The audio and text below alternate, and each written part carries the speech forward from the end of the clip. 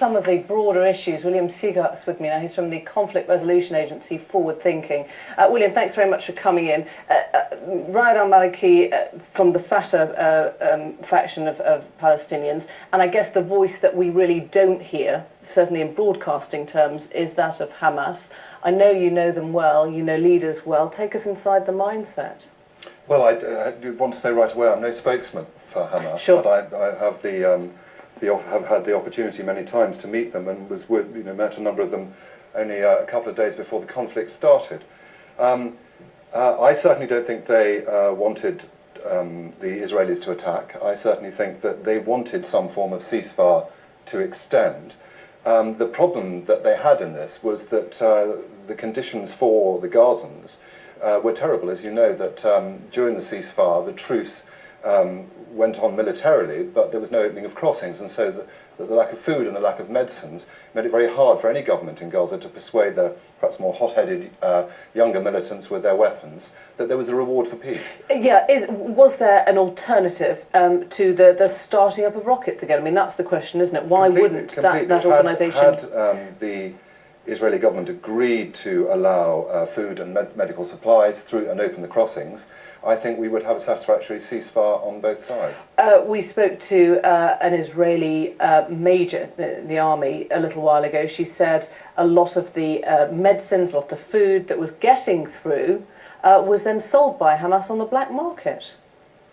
Well, I don't want to get involved in all that tit for tat. I think that's incredibly unlikely in the circumstances. There is a humanitarian crisis of epic proportions going on there, and maybe the world's attention has only come to it now because of the military conflict, but the humanitarian crisis has been going on for months and months and months, and although there's been a trickle of vehicles going across every once in a while, there's been generally no access for food or medical supplies or cement or building materials or any of these things from Israel or from Egypt, and it's important to stress both of those. The Egyptian government have been as closed on this issue as the Israelis have.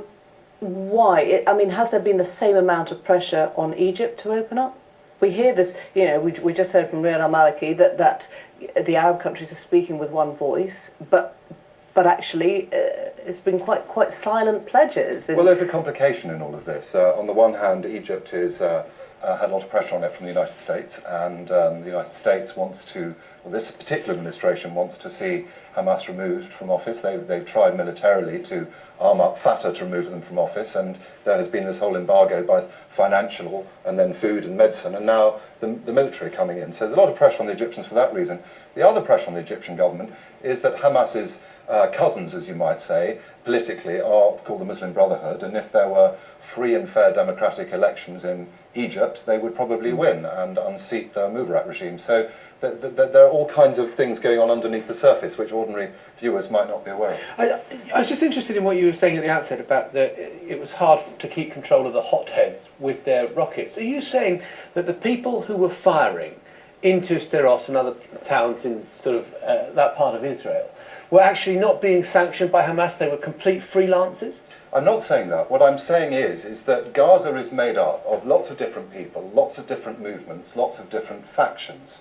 And while Hamas might be in the ascendancy in a governmental sense, in order for them to achieve a ceasefire from the Palestinian side, they have to buy in or get the agreement from all sorts of different groups.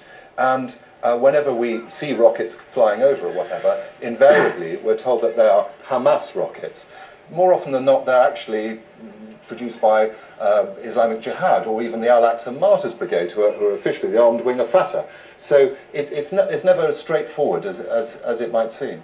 But there did seem to be a central command and control at some stage. When the ceasefire was in place, there were no rockets coming over. In terms of ceasefire, yes. In terms of getting people to stop and holding everyone together, that can happen. But in terms of command of actually saying go out and fire them, I don't think it works that way. It comes from all sorts of different factions.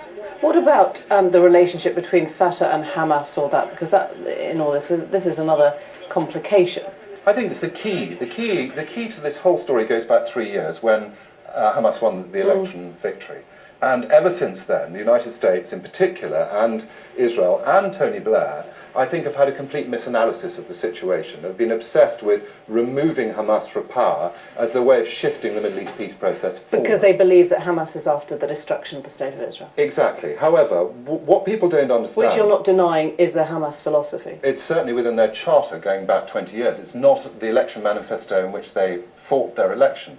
But perhaps more central to all of this is this expression, the recognition of the State of Israel.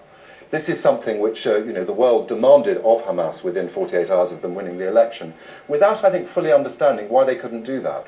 In the Palestinian narrative, and I essentially want to repeat, I'm not a spokesperson for them, but it's important we understand their mentality, because otherwise we won't understand the true nature of the conflict. Fatah went through many, many years in which they renounced violence and recognised the State of Israel and didn't achieve a Palestinian state. From the Palestinian narrative, Hamas have only got two playing cards, and those cards cannot be played until they're absolutely convinced there'll be a genuine solution to the Palestinian issue. And so us putting pressure on them to recognise Israel before we engage with them is a terrible mistake. They couldn't do it without losing their constituency. It'd be like asking the IRA to renounce its vision of United Ireland before we ever talk to them.